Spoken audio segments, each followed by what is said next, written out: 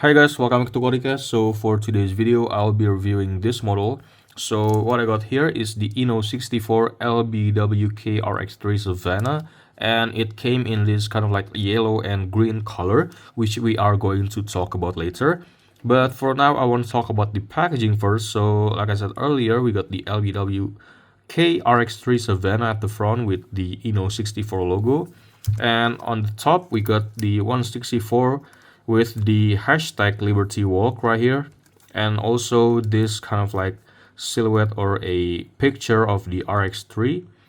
And what else? Oh, on the back we could see the silhouette of the model itself, the LBWK RX-3 with the Inno Models website. And underneath we got the LBWK RX-3 Savanna, and if you look at the barcode, this is the first release. Like you could see the LBWK RX-3-01, so this is the first release, and then this is the LBWK licensing. And oh, by the way, by the time that I make this video, INNO64 is no longer in partnership with the Liberty Walk because it's long story short, Tarmac owns the licensing for the price range from I think $21 to $40. So cannot have the model again to be made. But I think they kind of like have a solution of making the model itself with the name with the body kit instead of putting Liberty Walk on the box. So they kind of like making it RX-3 Savanna white body instead of the LBWK. So I think that is one way of them kind of like evading the licensing suing. So yeah, anyway, that's about it for the packaging, and I've already opened this model for photo shoot, and now I will be reopening the model for you to take a closer look on the model, and we are going to take a look at the details. Right, so this is what the model looks like outside of the packaging, and the first thing I want to talk about is the base itself. So this is a very plain black acrylic plastic base, but then they kind of like wrapping it up like using a sticker maybe with this kind of like design with the model name at the front, LBWK RX-3 Savanna Liberty Walk, and then on the back we only could see the Inno logo right here. And that is pretty much it with this kind of like yellow and green striping similar to the model. So now we are going to talk about the model starting from the front. So this is the RX-3 Liberty Walk, and I think I've seen this model before in Aoshima. So yeah, it's not really new to me, but I honestly say that Inno did it better compared to Aoshima. Well, then Aoshima is like almost a decade ago they made the casting, and this is a newer one. So yeah, that INNO64 has done a pretty good job making the RX-3 Liberty Walk starting from the front. So we got these quadruple headlights with the yellow one for the inner parts, and then if you look at the headlights more detailed, you could see there is some kind of like striping or the texturing on the surface of the headlights, which is really nice. And then moving on, we got the Japanese plate right here, very similar to the real car itself. And then we got this yellow blinker. I think this one is painted. And then for the front splitter, this is a separate part painted in gloss black with this hole, the actual hole at the front splitter. And then moving on to the side, so this is a very nice silhouette of the RX-3 Savanna or the Liberty Walk, and we could also see they use these small wheels, very similar to the real car. So this kind of like steely's wheels is actually a tack-in, if I'm not mistaken. Like I'm gonna put the picture right here. So this is a tack-in wheels, and it is very popular among the kind of like Shakotan or Kyusha or Kaido racer. They use these wheels.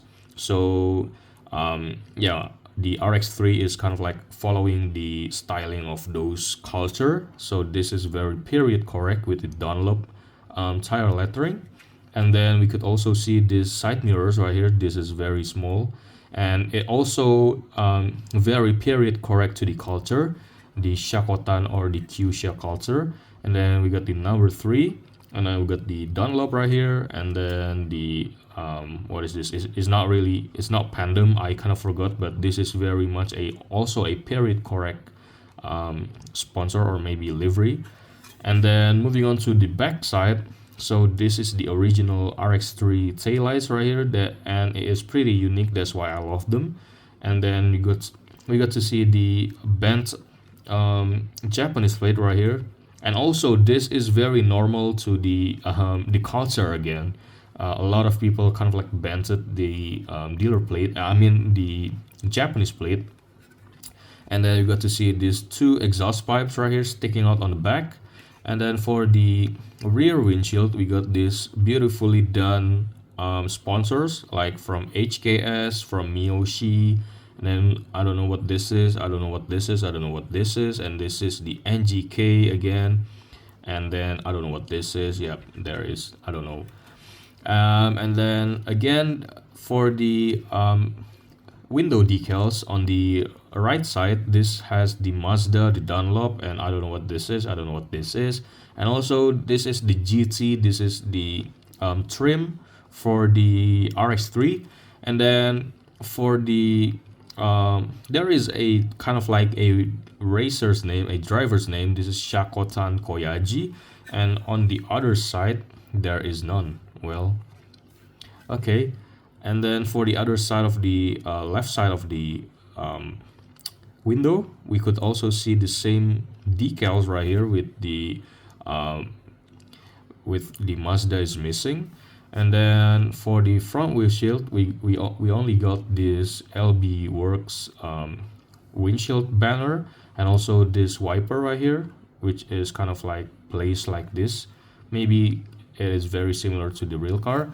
And by the way, the livery itself or the paint scheme itself is coming from the Mazda RX-3 Racing Heritage. It coming from the Katayama Racing. I'm gonna put the photo right here. So I think Kato-san or the LB Works team kind of like inspired by the race car heritage of the RX-3, and they kind of like implemented it for their show car. So they have this yellow and green striping, kind of like replicating the Katayama Racing RX-3 race car back in the, I don't know, maybe the 70s if I'm not mistaken. I'm just going to search that again. But yeah, that is the kind of like history of this livery. And I think I'm going to kind of like unscrew the base now, and we are going to take a closer look underneath the model and also see the details. Right, so this is what the model looks like underneath underneath the model. So yeah, the model itself is secured by 2 screws for both front and the rear, and also you could see the INNO64 molded or casted on the base, and also the LBWK Mazda RX-3 164 made in China. And then what else? This is the exhaust pipes. This is a separate parts, and also this one is painted for the exhaust pipes, which is really cool. And yeah, I think that's about it for this video. This is the INNO64 Mazda RX-3 Savanna Liberty Walk with the Katayama Racing inspired livery. Yeah, I think that's about it for this video, and thank you guys for watching. I'll see you guys on the next video. Bye.